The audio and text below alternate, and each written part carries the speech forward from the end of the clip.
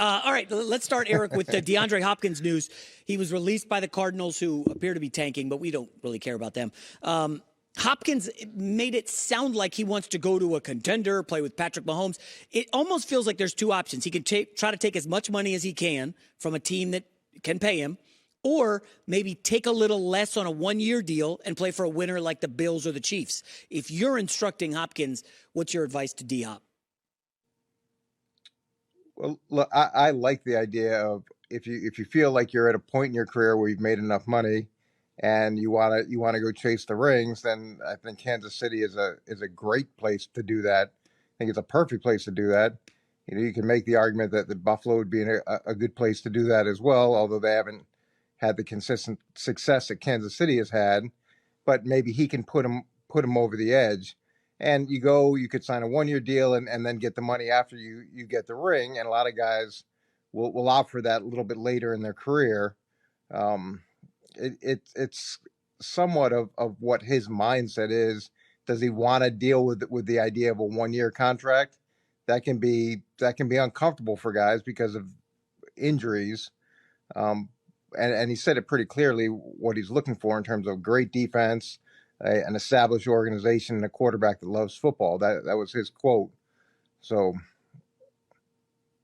yeah, a lot of the people who are analyzing this situation for Hopkins are trying to make the claim that he's kind of fallen off a cliff. Before we get to the team that you think he fits best on, how much do we read into, well, you know what, the Cardinals stunk last year. Everybody pretty much checked out. Kyler Murray was hurt.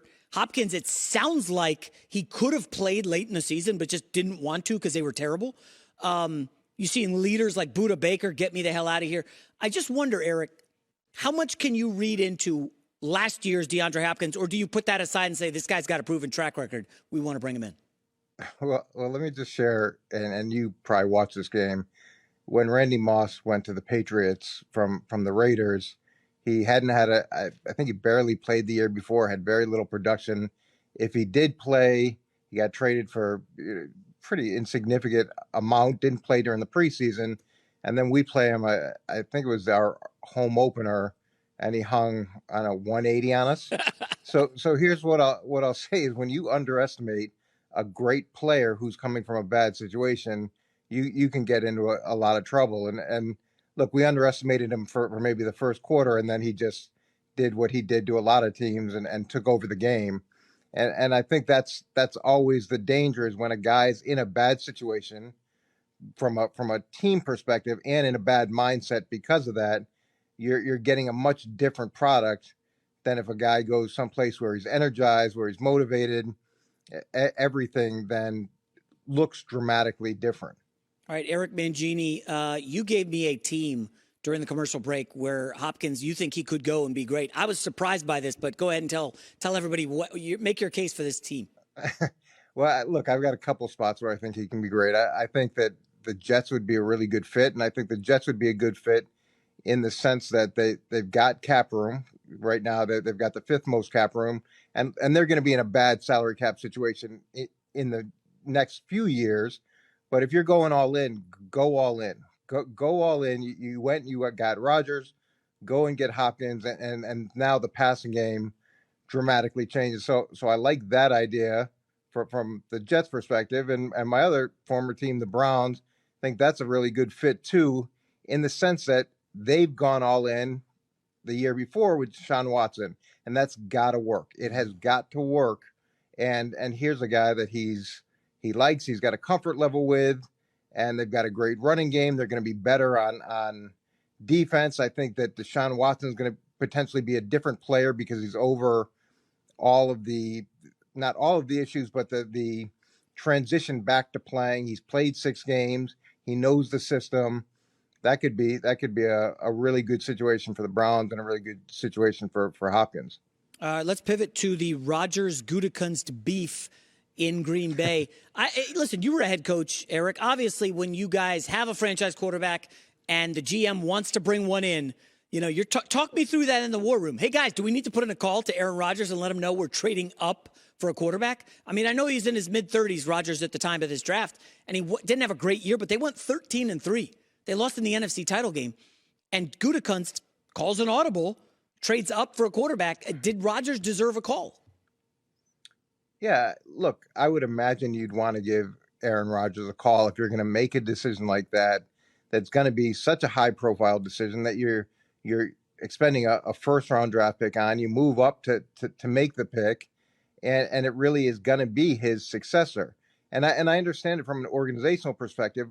Quarterbacks get hurt all the time, so to have a really good quarterback backing up your starter is a great situation to be in. And we see it every year where a team gets deep in either the end of the season or the start of the playoff run, they lose their starter and they fall off a cliff. So I get that from an organizational standpoint, but I also think that you want to communicate with your superstar. Yeah. And Green Bay's been in such a unique situation where they've been so spoiled going from Brett Favre to Aaron Rodgers that sometimes you don't appreciate how good you have it. You don't know what it's like to live without a Hall of Fame quarterback. Now they're gonna learn very quickly what life is like without a Hall of Fame quarterback, and it's uncomfortable. So yeah, I would say you'd probably want to call any star if you're going to draft a guy in their position that could potentially take their spot. Yeah, whether it's work, friends, marriage, communication is the key, and clearly they had none in Green Bay. Let me ask about Brock Purdy and San Francisco. Eric, this is crazy, but for some reason, Lynch keeps talking to the media about how Brock Purdy is the leader in the clubhouse. He just had surgery. It's May and June. What do they do? Something seems to be going on in San Francisco.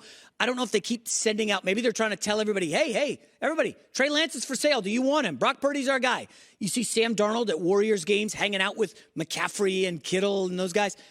Something seems to be amiss in San Francisco.